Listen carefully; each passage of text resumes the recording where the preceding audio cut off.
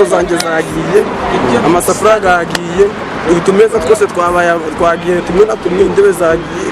Mbese umuntu ni uwo gusubira kuri zeru. Turi mu kwezi kwa Mata nako gukunze kugaragaramo imvura idasanzwe iri ku rwego rwo hejuru ndetse ikunze no kwangiza byinshi birimo amazu, imyaka y'abaturage, yewe udasize n'ubuzima bw'abantu.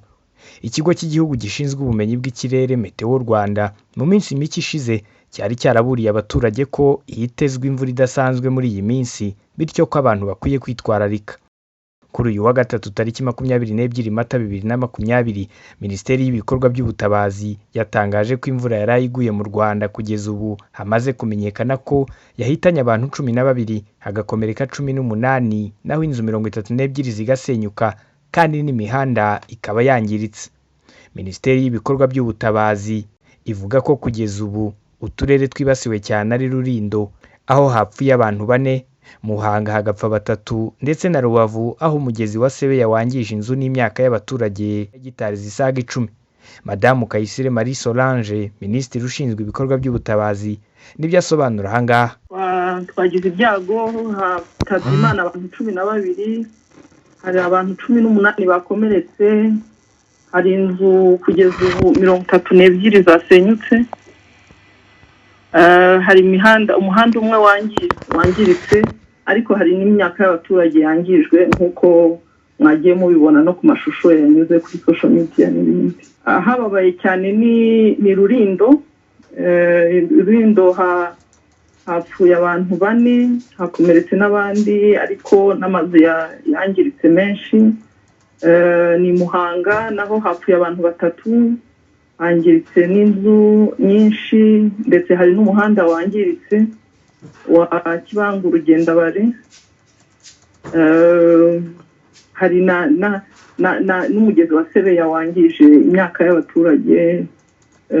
Baracyabarura ibyangiritse ku mugezi wa Sebeya, ntabwo turamenya neza uko ibyangiritse uko bingana, ariko nawo wangije amazu n'imyaka y'abaturage. Avuga ko nyuma y'ibi byago ibikorwa by'ubutabazi byahise bitangira. Ibikorwa by'ubutabazi byakozwe no gutabara abagize ibyago bapfushije abantu, barashingurwa, hanyuma hari na package babaha yo gufasha abantu gushingurwa. Turere turakora ibarura ry'ibyangiritse, ariko hari ibiribwa, ibikoresho by'ibanze bihabwa abatakarije ibintu mu mazu yabo kugira ngo ubuzima bukomeze. Hanyuma inzego z'ibanze zegereye abaturage nazo zirafasha abasigaye kugira ngo bajye ahantu hatabashyira mu kaga. Hanyuma natwe nka minisiteri tukabaha ibyo baba bakoresha kugira ngo babeho muri iyi minsi by'ubutabazi. Ni mu gihe kandi bibaye turi mu bihe by'icyorezo cya coronavirus, aho hasabwa gahunda yo kwirinda kwegerana ku baturarwanda ndetse abantu bakaguma mu ngo zabo.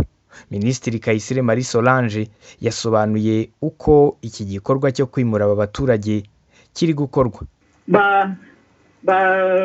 Inzego z'ibanze zigenda zireba uko bimeze, abakeneye kwimurwa bakimurwa, nta muntu uri busigare udafashijwe nk'uko bikwiye, kuko nicyo dushinzwe kandi byanakozwe. Aho amazu yangiritse batabawe, bajyanwa ahandi hantu hadashyira ubuzima bwabo mu kaga, byaba kubashyira mu ngo baturanye, ariko no kubajyana ahandi hantu hose hashoboka hatuma baguma bari mu mutekano. Yasabye kandi abaturage kwitwararika muri ibi bihe.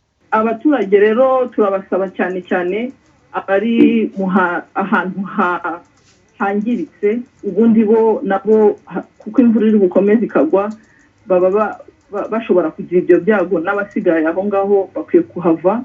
Inzego z'ibanze zirabafasha, bajyanwa ahantu hadashyira ubuzima bwabo mu kaga. Hanyuma ikindi twabonye nuko abantu benshi inkuba zakubise abantu benshi, ndetse n'ibintu bimaze igihe biba, ni ibintu bibabaje. Abantu bakwiye kujya bamenya ko imvura iguye, imvura ikubye, bagerageza kuva hanze, bakava munsi y'ibiti, bakagerageza kudakoresha amatelefone n'ibindi bituma inkuba zibakubita.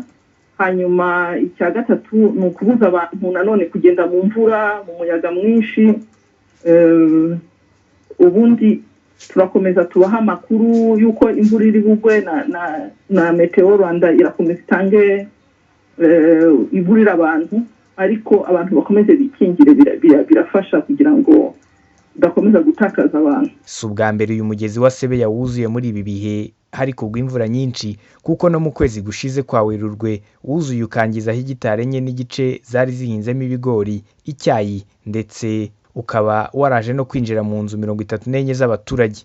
Simeon Stizo Muhumuza, One Nation Radio.